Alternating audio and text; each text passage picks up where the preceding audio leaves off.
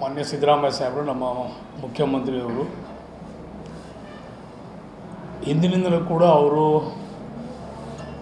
ಭಾಳ ಆಸಕ್ತಿ ಭಾಳ ನಿಷ್ಠೆಯಿಂದ OBC ಅಲ್ಪಸಂಖ್ಯಾತರಿಗೆ OBC ಅವ್ರಿಗೆ ಹಿಂದುಳಿದ ವರ್ಗದವ್ರಿಗೆ ಭಾಳ ಕಾಳಜಿಯನ್ನು ಇಟ್ಟಂಥವ್ರು,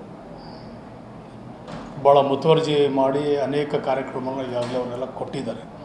ಸೊ ಪ್ರಾಯಶಃ ದೇವರಾಜ ಅರಸು ಅವರು ಇಟ್ಟಂಥ ಕಾಳಜಿ 2ರಷ್ಟು ನಮ್ಮ ಮುಖ್ಯಮಂತ್ರಿಗಳ ಹತ್ರ ಸಿದ್ದರಾಮಯ್ಯ ಸಾಹೇಬ್ರ ಹತ್ರ ಈ ಒಂದು ವರ್ಗಕ್ಕೆ ವಿಶೇಷವಾಗಿ ಹಿಂದುಳಿದ ವರ್ಗಕ್ಕೆ ಮತ್ತು ಅಲ್ಪಸಂಖ್ಯಾತರಿಗೆ ಭಾಳ ಕಾಳಜಿ ಇಟ್ಟು ಅನೇಕ ಕಾರ್ಯಕ್ರಮವನ್ನು ಇವರು ಕೂಡ ಮಾಡ್ತಾ ಇದ್ದಾರೆ. ಅದನ್ನು ಒಂದು ಮೂಲ ಆಧಾರವನ್ನಿಟ್ಟು ಇವತ್ತು ಕೇಂದ್ರ ಸರ್ಕಾರ ಅವರನ್ನು ಗುರುತಿಸಿ ಇವತ್ತು ಇವರಿಗೆ ಒಂದು ಒಳ್ಳೆಯ ಒಂದು ಉನ್ನತವಾದಂಥ ಒಂದು ಸ್ಥಾನ AICCಲ್ಲಿ ಕೊಟ್ಟಿದ್ದು ನನಗೆ ಭಾಳ ಸಂತೋಷ ಆಗಿದೆ. ಆ ಜಾಗದಲ್ಲಿ ಅಂಥವ್ರು ಇದ್ದರೆ ಮಾತ್ರ ಒಂದು ಅಲ್ಪಸಂಖ್ಯಾತರಿಗೆ ಹಿಂದುಳಿದವ್ರಿಗೆ ಅನೇಕ ರೀತಿಯಾದಂಥ ಈ ವರ್ಗದವ್ರಿಗೆ ಸಹಾಯ ಆಗ್ತದೆ ಅಂತ ನಾನಂತೂ ಅಂದ್ಕೊಂಡಿದ್ದೆ. ರಾಷ್ಟ್ರೀಯ ಮಟ್ಟದ ಹುದ್ದೆ ಅದನ್ನು ಸಮರ್ಪಕವಾಗಿ ನಿಭಾಯಿಸ್ತಾರೆ ಸಿದ್ದರಾಮಯ್ಯ. ಅವ್ರಿಗೆ ಭಾಳ ಚೆನ್ನಾಗಿ ಅನುಭವ ಇದೆ, ಭಾಳ ಚೆನ್ನಾಗಿ ಅನುಭವ ಇದೆ. ಈಗ ತಾವೆಲ್ಲ ಗಮನಿಸ್ತಾ ಇದ್ದೀರಿ ಯಾವ ಸಂದರ್ಭದಲ್ಲಿ ಯಾರಿಗೆ ಬಡ್ಜೆಟ್ ಕೊಡುವಾಗ ಅವ್ರು ಸುಮಾರು 16-17 ಬಡ್ಜೆಟನ್ನು ಕೊಟ್ಟಿದ್ದಾರೆ. ನೀವೆಲ್ಲ ಬಡ್ಜೆಟ್ನಲ್ಲೂ ಕೂಡ ಅವ್ರು ನೋಡಿ ಅವ್ರದ್ದೇ ಆದಂಥ ಶೈಲಿನಲ್ಲಿ ಈ ಒಂದು ವರ್ಗಗಳಿಗೆ ಸಹಾಯ ಮಾಡುವಂಥದ್ದು ನಾನು ಕಂಡಿದ್ದೀನಿ. ಸೊ ಆ ನಿಟ್ಟಿನಲ್ಲಿ ಸೂಕ್ತವಾದಂಥ ವ್ಯಕ್ತಿಗೆ AICCನವರು ಆಯ್ಕೆ ಮಾಡಿದ್ದಾರೆ ರಾಷ್ಟ್ರ ಮಟ್ಟದಲ್ಲಿ ಅಂತ ಅಂದ್ಕೊಂಡಿದ್ದೆ.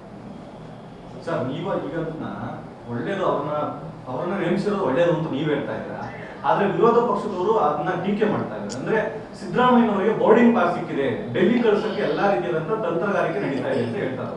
ಅವ್ರ ಕೆಲಸ ಏನು, ವಿರೋಧ ಪಕ್ಷದ ಕೆಲಸ ಏನು? ಟೀಕೆ ಮಾಡುವಂಥದ್ದು, ಬರೀ ಮಾತಾಡುವಂಥದ್ದೇ, ಕಾರ್ಯಗತ ಮಾಡುವಂಥದ್ದು ಯಾವುದೂ ಇಲ್ಲ. ಅಭಿವೃದ್ಧಿ ಕೆಲಸಗಳ ಬಗ್ಗೆ ಅವ್ರು ಮಾತಾಡಲ್ಲ, ಮೆಚ್ಚುಗೆ ವ್ಯಕ್ತಪಡಿಸಲ್ಲ. ಇಂಥ ಕೆಲಸ ಮಾಡಿ ಅಂತ ಹೇಳಿ ಸೂಕ್ಷ್ಮವಾಗಿ ಅವರು ಸೂಚನೆಗಳನ್ನು ಕೊಡಲ್ಲ, ಸಲಹೆ ಕೊಡಲ್ಲ, ಬರೀ ಟೀಕೆ ಟಿಪ್ಪಣಿ ಮಾಡುತ್ತಾರೆ. ವಿರೋಧ ಪಕ್ಷದ ಜಾಗ ಇರೋದೇ ಟೀಕೆ ಟಿಪ್ಪಣಿ ಮಾಡೋಕ್ಕೋಸ್ಕರ. ಅವ್ರ ಕೆಲಸ ಅವ್ರು ಮಾಡ್ತಾರೆ. ನೋಡಿ, ಒಟ್ಟಾರೆ ಮಾನ್ಯ ಸಿದ್ದರಾಮಯ್ಯನವರು ನಮ್ಮ ಮುಖ್ಯಮಂತ್ರಿಗಳು ವಿಶೇಷವಾಗಿ ಈ ಒಂದು ವರ್ಗದ ಜನರಿಗೆ ಕಾಳಜಿ ಇಟ್ಟಂಥ ವ್ಯವಸ್ಥೆ ಇನ್ಯಾರ ಮನಸ್ಸಲ್ಲೂ ಬಂದಿಲ್ಲ.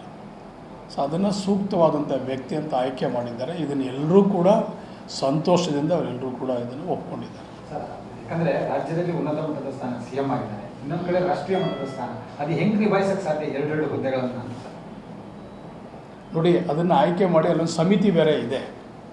ಆ ಸಮಿತಿ ಸಂದರ್ಭ ಬಂದಾಗ ಎಲ್ಲವೂ ಮಾಡಬೇಕಾಗ್ತದೆ ಅಲ್ವಾ? ಈಗ ಪ್ರಧಾನಮಂತ್ರಿ ಇಡೀ ದೇಶನೇ ನೋಡಬೇಕಲ್ವಾ?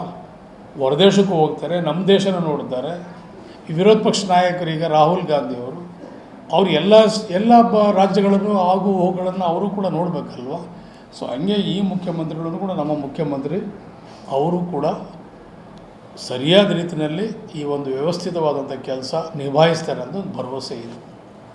ನಿನ್ನೆ ಕನಕಪುರದಲ್ಲಿ ರಂಭಪುರ ಶ್ರೀಗಳು ಹೇಳಿಕೆ ಕೊಟ್ಟಿದ್ದಾರೆ ಸರ್, ಒಡಂಬಡಿಕೆಯಂತೆ DK ಶಿವಕುಮಾರ್ ಅವರು CM ಆಗಬೇಕು ಅಂತ ಶ್ರೀಗಳು ಹೇಳಿದ್ದಾರೆ. ಸಾಕಷ್ಟು ಜನ ಇದನ್ನು ಹೇಳ್ತಾ ಇದ್ದಾರೆ, ನಾನು ಹೇಳ್ತಾ ಇದ್ದೀನಿ, ನಾನು ಅದಕ್ಕೆ ಬದ್ಧವಾಗಿದ್ದೀನಿ ಅಂದ್ಬಿಟ್ಟು ಹಲವಾರು ಸಲ ಹೇಳಿದ್ದೀನಿ.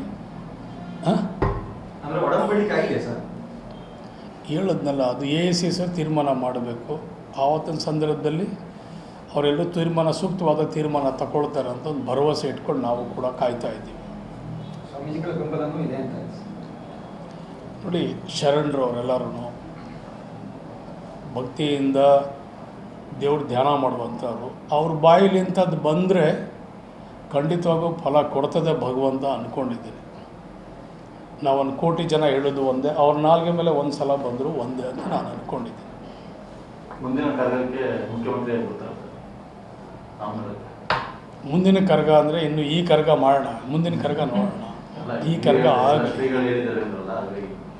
ಹೇಳಿದ್ನಲ್ಲ, ಪವಿತ್ರವಾದಂಥ ನಾಲಿಗೆ ಅವ್ರದ್ದು, ಪವಿತ್ರವಾದಂಥ ನುಡಿ ಅವ್ರದ್ದು. ಅವ್ರ ಪಾದ ಸೇವೆ ಮಾಡ್ತೀವಿ, ಪಾದ ಪೂಜೆ ಮಾಡ್ತೀವಿ, ಪಾದ ತೊಳಿತೀವಿ. ಸೊ ಅವ್ರಿಗೆ ಒಂದು ಶಕ್ತಿ ಇರ್ತದೆ. ಪ್ರಾಯಶಃ ಭಗವಂತ ಅವ್ರ ಬಾಯಲ್ಲಿ ಹೇಳಿಸಿರ್ಬೋದು. ಅವ್ರ ಪ್ರಾರ್ಥನೆ ಭಗವಂತ ಕೇಳ್ತಾನೆ. ಎಲ್ಲರೂ ಪ್ರಾರ್ಥನೆ ಕೇಳೋಕ್ಕೆ ಸಾಧ್ಯ ಇಲ್ಲ ಭಗವಂತ. ಕೆಲವ್ರದ್ದು ಮಾತ್ರ ಕೇಳ್ತಾನೆ. ಯಾರು ಅವ್ನಿಗೆ ಹತ್ತಿರವಾಗವ್ರೆ, ಯಾರು ಅವ್ನ ಹಗಲು ಬೆಳಗ್ಗೆ ಪೂಜೆ ಮಾಡ್ತಾರೆ, ಅವರ ನಾಲ್ಗೆ ಭಗವಂತ ಅವ್ರ ನುಡಿ ಕೇಳ್ತಾನೆ, ಅವ್ರ ನೋವು ಕೇಳ್ತಾನೆ, ಅವ್ರ ಅಳಲು ಕೇಳ್ತಾನೆ, ಅವ್ರ ಪ್ರಾರ್ಥನೆ ಕೇಳ್ತಾನೆ ಅಂತ ನನಗೂ ನಂಬಿಕೆ ಇದೆ. ಇತಿಹಾಸನೂ ಅದೇ ರೀತಿ ಹೇಳುತ್ತದೆ. ನಿಜ ಆಗುತ್ತೆ ಸರ್, ಸ್ವಾಮೀಜಿಗಳನ್ನು ಹೇಳಿರುವಂಥ ಮಾತು ನಿಜ ಆಗುತ್ತೆ.